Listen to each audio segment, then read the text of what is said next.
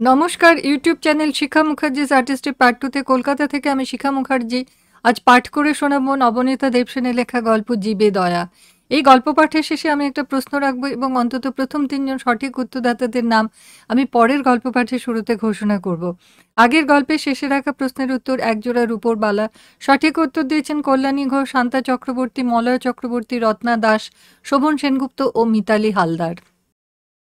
শুরু করছি আজকের গল্প। গল্পের নাম জীবে দয়া। লেখিকা ডক্টর নবনীতা দেবসেন। মা টেরেসা নোবেল পুরস্কার পেয়ে অবধি দেশে জীবে দয়া ট্রেনিং শুরু হয়েছে। আমাদের এক প্রতিবেশী সেদিন দেখলুম একজন ভিখিরিকে ডেকে এনে ছেঁড়া লুঙ্গি দিচ্ছেন।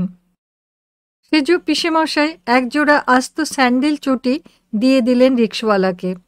গত বছর এক বেচারি চোর ও বাড়িতে চুরি করতে ঢুকে চটি জোড়া ফেলে পালিয়েছিল। লতু বৌদি এক খাঁচা বদ্রি পাখি কিনে দিলেন ছেলেকে। যা দিনকাল পড়েছে, একটু মায়া মমতা প্র্যাকটিস করুক। প্রাইভেট টিউশন ছাড়া কিছুই তো শেখে না ছেলেপুলেরা। পাখিদের যত্ন করতে করতে যদি জীবে দয়া শেখে। জীবে দয়া করে যদি কলাক টাকা ঘরে আসে তো আসুক না, ক্ষতি কি? জীবে দয়ার যে এতটা আর্নিং পোটেনশিয়ালস আছে তা কি আগে জানা ছিল? যেমন রবীন্দ্রনাথ নোবেল পুরস্কার পাবার পর কবিতার আর্নিং ক্যাপাসিটি সম্পর্কে আমাদের ধারণা পাল্টে গেল, আর গাদা গাদা ইংরেজি কবিতা লেখা হতে লাগলো। কিন্তু আমাদের বাড়ির ব্যাপার স্যাপার আলাদা। এ বাড়িতে প্রচণ্ড রকম জীবে দয়ার ট্র্যাডিশন। আমার মেয়েরা অষ্টবক্র মুনির মতো জীবে দয়ার ট্রেনিং সমেত ভূমিষ্ঠ হয়েছে। তাদের দয়ামার অত্যাচারে বাড়ি শুদ্ধ অতিষ্ঠ। কিছু বলতে গেলেই আমার মা বলেন, বোঝো এখন নিজে আমার কষ্টটা, মা যেমন মেয়েরা তেমনই হয়েছে। এর ফলে তাদের জীবে দয়া বাধা বন্ধহারা হয়ে আরও দিক বিদিকে ধাবিত হয়। দিকের চেয়ে বিদিকেই বেশি। ওদিকে বুকে জীবে দয়া যত বাড়ছে, সঙ্গে সঙ্গে আমার সংসারের অশান্তিও চক্রবৃদ্ধি হারে বেড়ে যাচ্ছে। অথচ মুশকিল এই যে সংসারটা আমার কিছুতেই খুব সিরিয়াস ব্যাপার বলে মনে হয় না। মার সংসার ছিল আসল সংসার, আমারটা যেন খেলাঘর। সেই বাড়িঘর, সেই মা, সেই আমি এবং আমার মেয়েরা, এবং গাদা গাদা পুষি, যেমন আমারও ছিল। নেই কেবল বাবা। বাবা ছিলেন, মায়ের সংসারের মাথা ছিল। আমার খেলার সংসারে কোনো মাথা নেই, তাই সংসার নিয়ে আমার মাথা ব্যথাও নেই। যেন রান্নাবাড়ি খেলছি। ঘর কন্যাটাকে কিছুতেই আমার বাস্তব বলে আর বিশ্বাস হতে চায় না। এই সংসার যেন ভব সংসার। এর কাণ্ডারি সত্যি করে তিনি, যিনি এই অখণ্ড মণ্ডলাকার ব্রহ্মাণ্ডটিকে চালাচ্ছেন। আমার সংসারে আবাহনও নেই, বিসর্জনও নেই। আসা যাওয়া দুদিকেই খোলা আছে দ্বার। ছোটবেলায় আমি যখন কানা, খোঁড়া, কুকুর, বেড়াল, ডানা ভাঙা পাখি, বাসা ভাঙা কাঠবেড়ালি, কাকের ছানা, এমনকি চামচিকে পর্যন্ত ধরে এনেছি, মা কখনো কখনো সইতেন, কখনো গুনিয়া ভাইকে দিয়ে পগার পাড়ে ভাগিয়ে দিতেন। আমি পারি না। ফলে আমার সংসারে জীবজন্তু আসে আসে আসে এবং থাকে থাকে থাকে। আমাদের নিজেদের যত কৌটো চাল লাগে, কুকুর বেড়ালদের চাল লাগে তার চেয়ে বেশি। নিজেরা মাছ মাংস খাই না খাই, কুকুরের হাড়, বেড়ালের মাছ চাই। মা মাঝে মাঝে ক্ষেপে উঠে বিদ্রোহ করেন যখন অতিথিরা এসে দাঁড়িয়ে থাকেন আর সবগুলো কোচের গদিতে এক একটা আদুরে বেড়াল রোঁয়া ফুলিয়ে ঘুমিয়ে থাকে, ফেললেও ওঠে না। এহ বাহ্য টুল মোড়া মাদুর পেতে অতিথিদের বসায়। যাবার সময় তাদের অনেক সময় খালি পায়ে যেতে হয়। জুতোগুলো এবারের কুকুর ইতিমধ্যে চিবিয়ে রেখেছে। কেউ কেউ খালি পায়ে ফেরত যেতে রাজি হন না, আমাদের জুতো পায়ে দিয়ে যান। প্রত্যেকটি পর্দা, চাদর, টেবিল ক্লথ চিবোনো, ঝুল্লি ঝুলছে। প্রত্যেক চেয়ার, টেবিল, আলমারির পা চিবোনো, এবড়ো খেবড়ো। প্রত্যেকটা চেয়ারের সমস্ত চামড়ার গদি ছিন্ন ভিন্ন, তুলো বেরোনো। ওতে বেড়ালরা নখে শান দেয়। সর্বত্র ওডোনিল ঝুলছে। প্রত্যেকটি ঘরেই তাজা ফ্রেশ স্যানিটারি সুবাস, যেমন দামি হোটেলের বাথরুমে, নইলে মনে হবে চিড়িয়াখানা। মা দুঃখে হাসেন। হাসবেন না? তিনি যখন গিন্নি ছিলেন তখন সংসারে লক্ষ্মীশ্রী ছিল। জিভে দয়া করতে করতে কি বাড়ি কি হয়ে গেল, লন্ড ভণ্ড। কিন্তু এহেন বাড়িতে আরও জীবে দয়া করা সম্ভব, সেই স্কোপ এখনো আছে। বিশ্বাস হচ্ছে না? ঘটনাটা শুনুন, বিশ্বাস হবে। অ্যানুয়াল পরীক্ষা চলছে, সন্ধ্যেবেলায় হঠাৎ রাস্তায় একটা গন্ডগোল। পড়া ছেড়ে লাফিয়ে উঠে মেয়েরা তো জানলায়। একটু পরে ছোট এসে বলল, মা, মা শিগগির এসো, একটা কুকুর ছানাকে না, কি সুইট, ও ছোট্ট, এখনো চোখই ফোটেনি ভালো করে। দুষ্টু ছেলেগুলো ঢিল মারছে, পা দিয়ে লাথি মেরে বল খেলছে, এমন মারিয়ে দিয়েছে যে পেছনের পা দুটো কেমন লম্বা হয়ে গেছে। এক্ষেত্রে দায়িত্বশীল সাংসারিক ভূমিকা কি হওয়া উচিত ছিল কে জানে। আমি তো আবাল্যের অভ্যেসে লাফিয়ে উঠেছি, কই কই কোথায়, চল তো দেখি। দিদি ওদের বকে দিয়েছে, ছেলেরা পালিয়ে গেছে।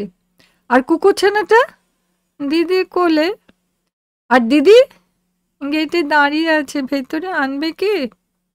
মুহূর্তেই বুঝে ফেলি ব্যাপার। ঢোকেনি যখন, তখন নিশ্চয়ই সে গৃহে প্রবেশের যোগ্য নয়। সেবারে যখন কাকে ঠুকরে এক চোখ গলে যাওয়া পিছনের পা প্যারালাইজড বিড়ালছানাটাকে এনে ওরা শোবার ঘরে খাটে শুয়ে পরিচর্যা করেছিল, আমার মা কুরুক্ষেত্র করেছিলেন।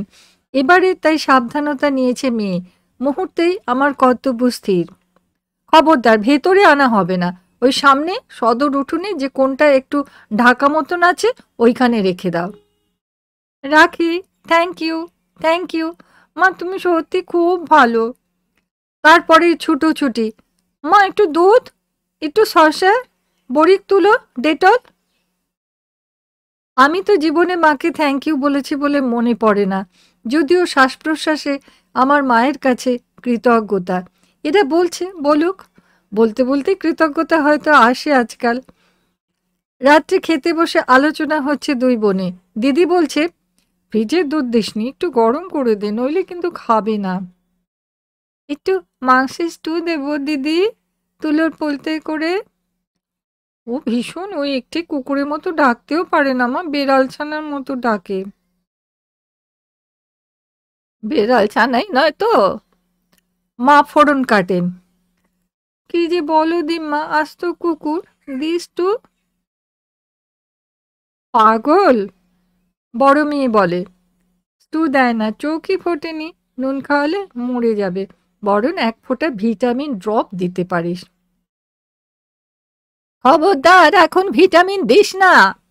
মা হা হা করে ওঠেন, সর্বনাশ হবে, পেটের অসুখ করবে যে, সদর উঠোন একেবারে নষ্ট করে ফেলবে। তারপরে যথা নিয়মে, আর তোমাকেও বলিহারি যাই খুকু, মেয়ে দুটোকে কি নষ্টই করছিস। অ্যানুয়াল পরীক্ষার মধ্যে পড়াশোনা ছেড়ে উঠে গিয়ে ওইসব নোংরা জিনিস ঘাটছে, ছি ছি। মাদার টেরেসা তো কুষ্ঠরোগী ঘাঁটেন, বড় মেয়ে উত্তর দেয়। ছোট মেয়ে সগর্বে বলে, দিদি তো বড় হয়ে মাদার টেরেসা হবে না দিদি? আর তুমি সিস্টার নিবেদিতা? আমি লেডি উইথ দ্য ল্যাম্প। এবছরে ওদের টেক্সটে আছেন ফ্লোরেন্স নাইটিঙ্গেল। ঝুপ করে আলো নিভে গেল, সারমেয় জননী ব্যাকুল। ওমা, 10টা বেজে গেল যে, এখনই ওকে দুধ খাওয়াতে হবে, 4 ঘন্টা হয়ে গেছে। ওকে, অন্ধকারে নিচে যেতে হবে না। অন্ধকার তো কি, আমি টর্চ ধরে থাকবো। লেডি উইথ দ্য ল্যাম্প জবাব দেন। টেরেসা জুনিয়র দুধ তুলো টর্চ নিয়ে রেডি। শুশ্রূষা পার্টি লোডশেডিং উপেক্ষা করে সদরে বেরিয়ে গেল। পিছন পিছন গেল চঞ্চলা আর লক্ষ্মী, যেন গায়ে হলুদের তত্ত্ব যাচ্ছে। ওরা যাচ্ছে পাহারাদার হয়ে। খোঁড়া কুকুরছানাকে কোলে তুলে অতি যত্নে দুধ খাইয়ে ওপরে এসে ডেটলে হাত পা ধুয়ে সে পোশাক বদল করে দুই দয়াবতী পড়তে বসলেন মোমবাতি জেলে।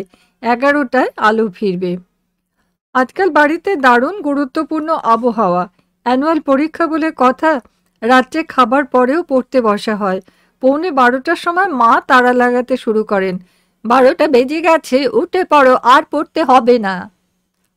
অবশেষে 12:30টায় তাঁরা উঠে ফ্রিজ খুললেন। মা দুধ? মা টেরেসার প্রশ্নের উত্তর দিই, আজ সকালে 2 বোতল দুধ কেটে গেছে, যা ছিল তোমার 10টার ফিডেই খতম। দুধ নেই? তাহলে কি খাবে ও? কিচ্ছু ভাবিস না, ঠিক হয়ে যাবে। বোনকে সান্ত্বনা দেয় দিদি। দেশলাই আছে দীপু মামা? ঘুমন্ত দীপু মামাকে ঠেলা মেরে জিজ্ঞেস করেন তিনি। যা যা, ঝামেলা করিস না, এত রাত্রিরে দেশলাই দিয়ে কি হবে? কারেন্ট এসে গেছে। গ্যাস জ্বালাবো। গ্যাস? দীপু মামার একটা চোখ খুলে যায়। কেন রে, চা হচ্ছে বুঝি? দেশলাই বেরিয়ে পড়েছে বালিশের নিচে থেকে। চা না দিদি, জল গরম করবে, নিউট্রামুল গুলবে। কে খাবে নিউট্রামুল? এত গুড গার্ল কে হয়েছে? কেউ না, কুকুর ছানা। এই মাঝরাত্রি রে নিউট্রামুল খাবে বেটা, কুকুর ছানা? দে আমার দেশলাই ফেরত দে। খিদে পায় না তার, সেই 10টায় খেয়েছে। ঘন্টায় ঘন্টায় খাবে নাকি? Whole night program? তার চেয়ে ওকে চা করে খাও না বাপু। চা খুব নিউট্রিশাস ড্রিঙ্ক, আমিও একটু খেতুম। দুধ নেই। যা বাবা। রাত বিরেতে গ্যাস জেলে জল গরম হয়। কাচের গেলাসে প্রচণ্ড সিরিয়াসলি চামচ নেড়ে টনটনাটন মহা শব্দ করে পাড়া জাগিয়ে নিউট্রামুল তৈরি হতে থাকে। সব ঘরে আলো জ্বলছে, যেন বিয়ে বাড়ি। সবাই সজাগ, কাজের লোকেরাই কেবল যা নিদ্রা বিহ্বল। 2 মেয়ের সেবাসুন্দর মাতৃমূর্তি দেখলেও চোখ জুড়োয়। মধ্যরাতে কি প্রবল ব্যস্ততা। দীপু মামা বলছে, তুলোয় করে আর কত খাওয়াবি, ড্রপারে করে তাড়াতাড়ি খাবে। তাই কালি ভরবার একমাত্র প্লাস্টিকের ড্রপারটি গরম জলে ধুয়ে ধুয়ে নিষ্কুলুস তথা স্টেরিলাইজ করা হয়েছে। পরিষ্কার ড্রপারে টাটকা নিউট্রামুল নিয়ে হাতের উল্টো পিঠে ফোঁটা ফোঁটা ফেলে পরীক্ষা করা হচ্ছে উষ্ণতা ঠিক সারমেয় শাবকের নরম জিভের যোগ্য কিনা। বড় মেয়েকে দেখে মনে হচ্ছে আঁতুর ঘরের ডিউটিতে এক্সপার্ট নার্স। বোনটি একটু কম এক্সপার্ট, আয়া। ইনস্ট্রাকশন ফলো করে সে দিদির। চল, সব রেডি। পোশাকটা বদলেছিস তো? কিন্তু এখন রাত্রির 1টা, এত রাত্রে আমরা একা একা সদরের উঠোনে বেরোবো? বোনের প্রশ্ন। দীপু মামাকে ডাক। No, never. দীপু মামা গর্জন করে, চা করবার বেলায় পারলি না, আমি যেতে পারবো না, একা একাই যা। ওখানে জ্যোতিবাবুর পুলিশটা বেড়াচ্ছে, ওরা দেখবে খন। ঠিক আছে, চল রে, আমরা যাই। কি হচ্ছে কি? তোমাদের মার কি কোনো কাণ্ডজ্ঞান নেই? কুকুরছানা না খেয়ে থাকে থাকুক। হায়ার অথরিটি থেকে ইনজাংশন জারি হয়ে যায়। দীপু মামা প্লিজ ওঠো, মা যাবেন না, দিমা বকছে। অগত্যা দীপু ওঠে। হয়েছে ও বাবা এক আজব বাড়ি, রাত্রির 2টোর সময় 2টো বাচ্চা মেয়ে, চোখে ঘুম নেই কি না রাস্তায় কুকুরকে খাওয়াবে। চল চল।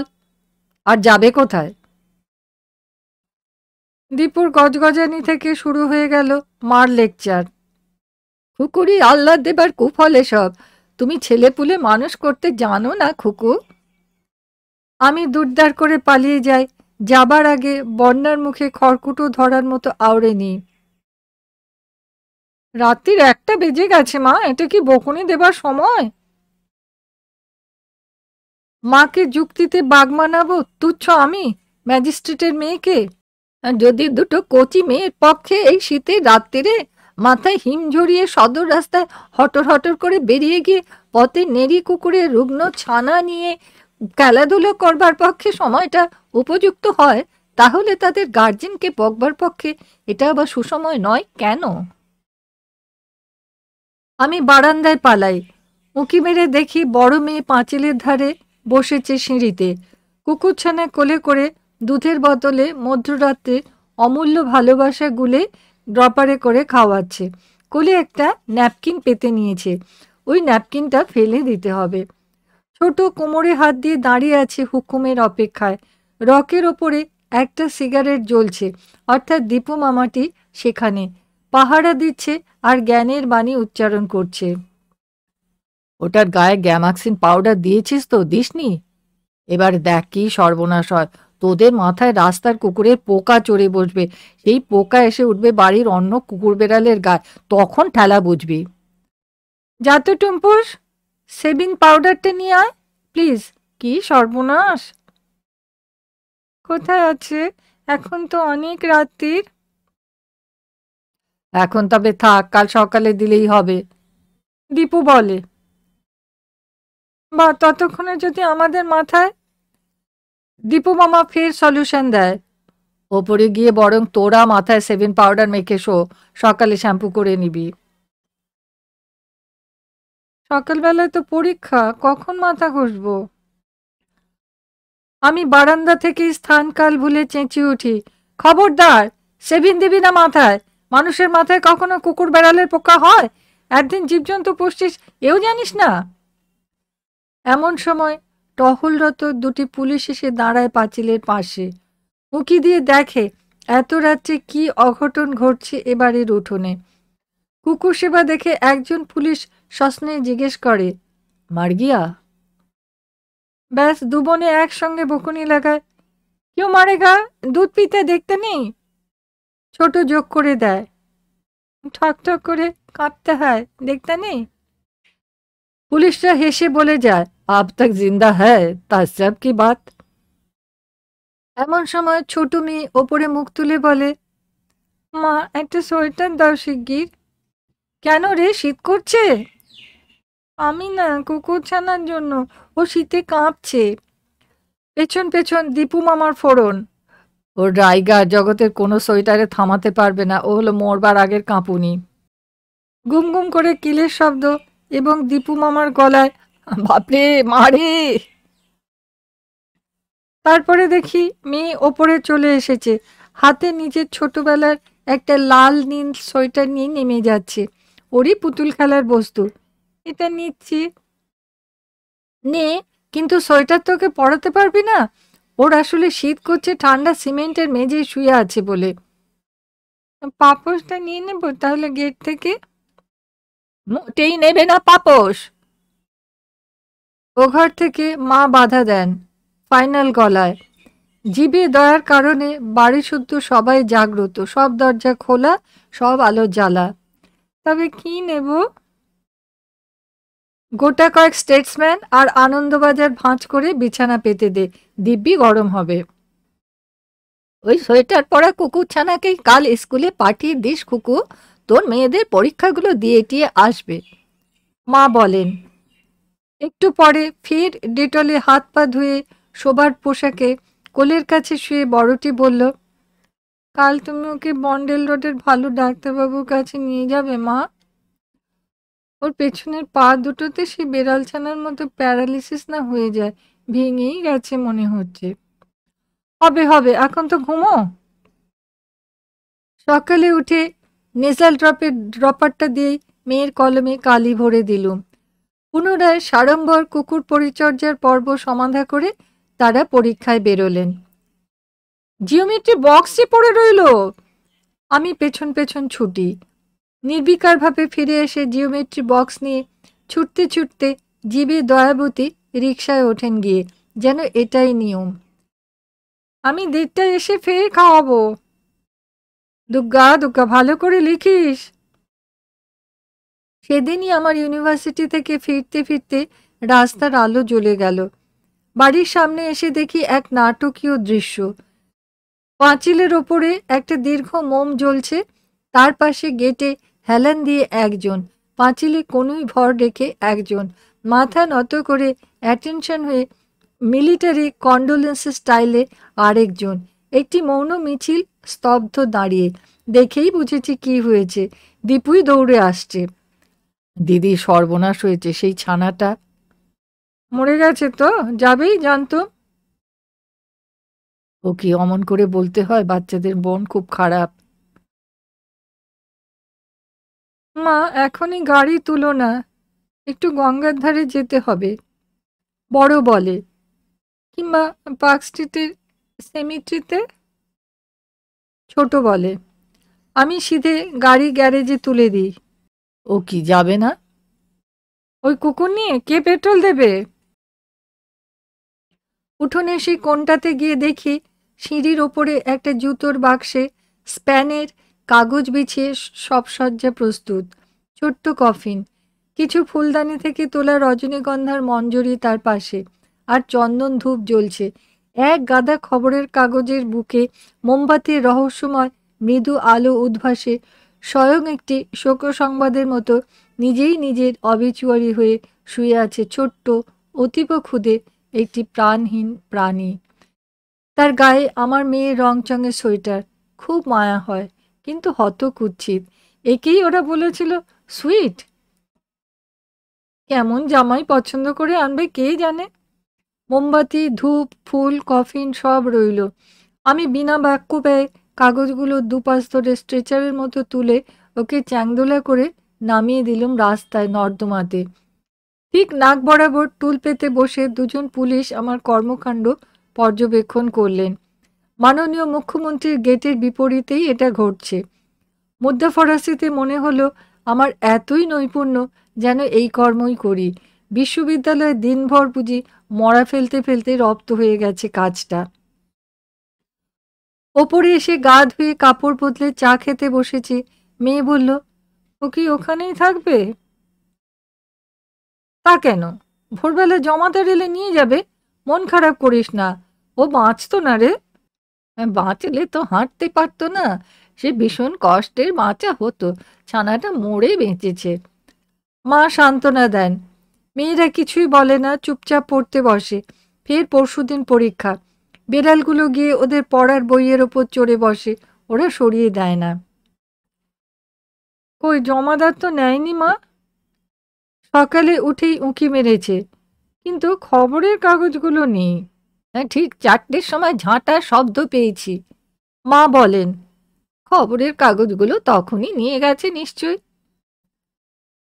যে গেট দিয়ে মুখ্যমন্ত্রীর গাড়ি বেরোবে, লাল নীল সোয়েটার পরা কুকুরছানা নর্দমায় শুয়ে রইল তার সামনেই, যেন দোলনায় ঘুমোচ্ছে।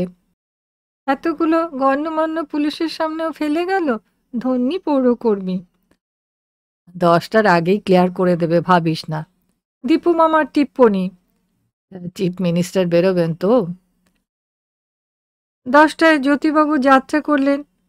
উঁকি মেরে দীপু বলল, নেই, নিয়ে গেছে, যা বলেছিল। নেয়নি, ওই তো সরিয়ে রেখেছে কেবল। এই তো ফুটপাতে ঘাসের ওপরে, এই তো আমাদের বাড়ির গায়ে, এই তো আমাদের গেটের ধারেই। কত মাছি এসেছে, ইস। মাছি, শকুন নয় তো? যাক, বাঁচা গেল। ওই সোয়েটারের দৌলতেই কিনা জানি না এখনো যে কাকচিল শকুনিরা টের পায়নি, তবুও রক্ষে। ছোট বলে, এখন কি হবে, ওখানেই থাকবে? বড় বলে, তখনই বললুম গাড়ি তুলো না, শুনলে না তো। দেখ, জীবে দয়া ভালো, কিন্তু আমিও তো একটা জীব। সারা দিনের শেষে ফেরা মাত্র উপরে উঠতে দেবে না, মরা কুকুর সৎকার করতে নিয়ে যেতে হবে। ভোর থেকে উঠে তোমাদের খাবার তৈরি, জামা ইস্ত্রি, কলমে কালি ভরা জিওমেট্রি বক্স নিয়ে পেছু পেছু ছোটা, আমাকে তোরা পেয়েছিস কি? বকুনি খেয়ে মেয়েরা করুণ মুখে চুপ করে থাকে। তখন আবার বলতে হয়, দেখি ওই জুতোর বাক্সটা কোথায়? এখন তো তাহলে গাড়িটা বের করতেই হয়। ওই কুকুরের বাসি মরা কি এখন ফুলের মালা দিয়ে গাড়িতে তোলা হবে? মা বলেন, তাছাড়া আর উপায় কি? উপায় কর্পোরেশনে খবর দেওয়া। মা আমার সত্যিকারের জ্ঞানী মানুষ, কত কিছু জানেন। রাস্তায় কুকুর মরে থাকলে কি করতে হয় তা জগতে কজন জানে? আমার মা জানেন। The corporation of Calcutta health ডিপার্টমেন্টের ডিরেক্টরি খুঁজে বের করে নে। ঠিকানা দিয়ে বল মধ্যফরাস পাঠাবে। অর্ডিনারি জমাদারে মরা ফেলে না, ওদের ওটা কাজ নয়। খুব সোজা ব্যাপার। মাত্র 7বারের চেষ্টাতেই 2-3 এক্সচেঞ্জ পাওয়া গেল। 2 মেয়ে হাঁটুতে চিবুক রেখে স্থির বসে আছে, উদ্বিগ্ন মাতৃমূর্তি। মা টেরেসা জুনিয়র অ্যান্ড অ্যাসিস্ট্যান্ট। অনেকক্ষণ ফোন বেজে গেল। তারপর একজন ধরলেন। মনে হলো না নাম অনুযায়ী তিনি হেলথ অফিসার। কুত্তা মার্কা কাহা? ज्योति बसु का घर का सामने? कौन ज्योति? ओहो, चीफ मिनिस्टर। ठीक ठीक, अभी साफा हो जाएगा। ये सेंट्रल ऑफिस है, आप डिस्ट्रिक्ट का ऑफिस में फोन कीजिए 56। লিখে নে শিগগির। এক মেয়ে কলমে গিয়ে দেয়, অন্য মেয়ে হাতের পাতায় চটপট লিখে নেয় 56। डिस्ट्रिक्ट का ऑफिस टाला ब्रिज को पास में बड़ानगर वही एरिया है। বড়ানগর কেন বললো? ভাবতে ভাবতে ফোন করি। Hello, health office? আগে চিফ মিনিস্টারের বাড়ির সামনে একটা কুকুরছানা কাল থেকে মরে পড়ে আছে। তা এখানে কেন? জ্যোতিবাবু কি এখানে থাকেন? বড়ানগর তার কনস্টিটুয়েন্সি, তার রেসিডেন্স নয়, এও জানেন না? এমন লোক এখনো আছে এ শহরে। আগে তাতে জানি, আমি তার বাড়ির সামনে থেকেই বলছি তো, হিন্দুস্তান পার্ক থেকে। এখানে কেন? এটা তো কাশীপুর। কিন্তু আমাকে তো কর্পোরেশন থেকে এই নাম্বারই। আহা, তাতে কি হয়েছে? মানুষ মাত্রেরই ভুল হয়, ভুল করেছে। আপনি ফোন করুন ডিস্ট্রিক্ট খতে 42। এটা ভুল পাড়া, বুঝেছেন তো? লিখে নে 42। ধন্যবাদ ধন্যবাদ, খুব বুঝেছি। হ্যালো 42? হ্যাঁ বলুন। চিফ মিনিস্টারের বাড়ির সামনে একটা মরা কুকুরছানা পড়ে আছে, দয়া করে যদি। চিফ মিনিস্টারের বাড়ি অর্থাৎ হিন্দুস্তান পার্ক, ওখানে একটা কুকুরছানা মরেছে? ভীষণ মাছি উঠছে, হেলথ হ্যাজার্ড। বুঝেছি, খুব মুশকিলের কথা। কিন্তু এটা তো ডিস্ট্রিক্ট খড় অফিস, আমরা কি করতে পারি বলুন? আগে দয়া করে যদি একটু সরিয়ে দেন। তা তো বুঝেছি, মুশকিলটা কি জানেন? আপনারা তো আমাদের অফিসের আন্ডারে পড়েন না। পড়ি না? আমরা ডিস্ট্রিক্ট খ নই? তবে আমরা কি? উদ্বেগের কিছু নেই, আপনি বরং ডিস্ট্রিক্ট গড় অফিস 45-এ ফোন করুন, ওরা পারবে। লিখে নে 45।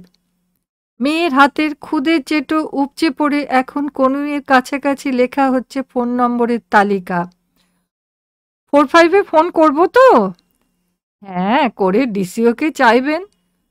শুনছেন? যাকে তাকে বললে দেরি হবে, সোজা ডিসিওকে চাইবেন, সঙ্গে সঙ্গে ক্লিয়ার হয়ে যাবে। কিছু মনে করবেন না, এটা তো ভুল অফিস, মানে আপনারা ভুল এরিয়া, বুঝেছেন? থ্যাংক ইউ, লিখে নে ডিসিও। বুঝেছি, আমরা ভুল এরিয়া। হ্যালো 45, ডিস্ট্রিক্ট গড় হেলথ অফিস? ইয়েস। সিডিও আছেন? সিডিও কে? কাকে চাইছেন? নেপথ্যে এদিকে মেয়েদের চিৎকার। সিডিও নয় মা, সিডিও নয়, ডিসিও বলো, ডিসিও, এই যে লেখা আছে।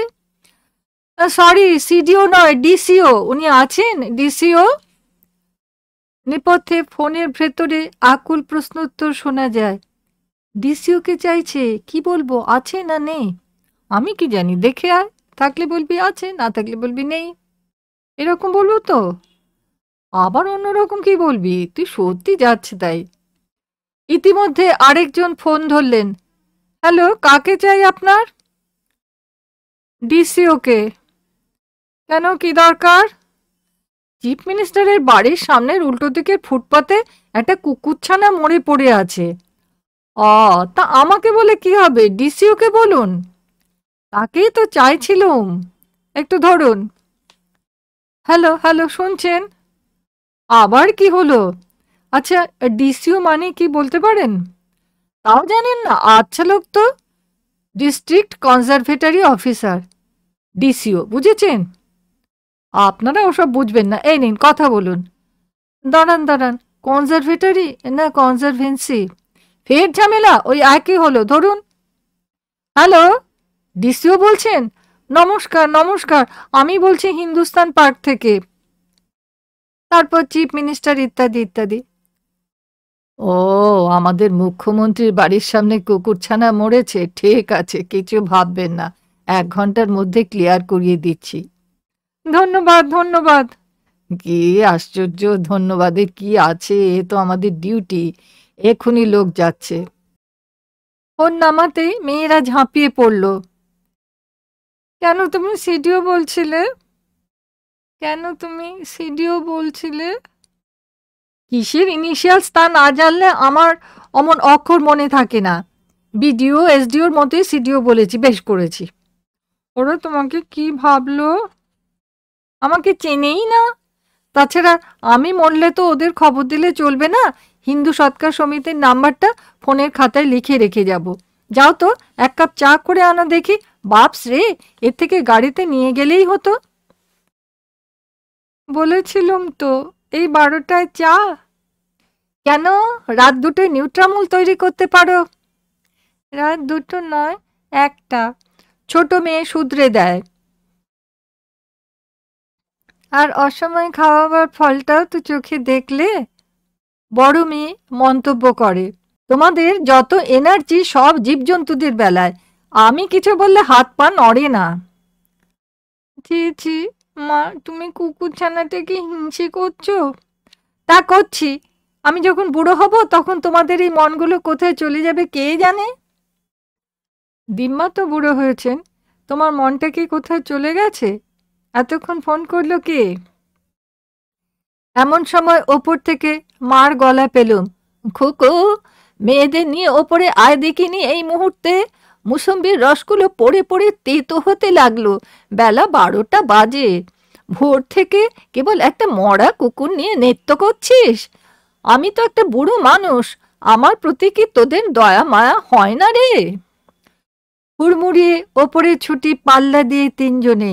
মা খেপে গেলে সর্বনাশ, জিভে দয়া বেরিয়ে যাবে প্রত্যেকের। আজকের গল্প পাঠ এখানেই শেষ হলো। শ্রোতা বন্ধুরা, গল্প চয়ন ও গল্প পাঠ যদি ভালো লাগে তাহলে লাইক করবেন, বন্ধুদের সঙ্গে শেয়ার করবেন আশা রাখি। আজকের প্রশ্ন, গল্পের জ্যোতিবাবুর আসল পরিচয় কি ছিল? আশা করি আপনারা সকলে ভালো আছেন, সুস্থ আছেন। যারা নিয়মিত এই চ্যানেলের গল্প শোনেন তাদের সকলকে আমার ধন্যবাদ জানাই।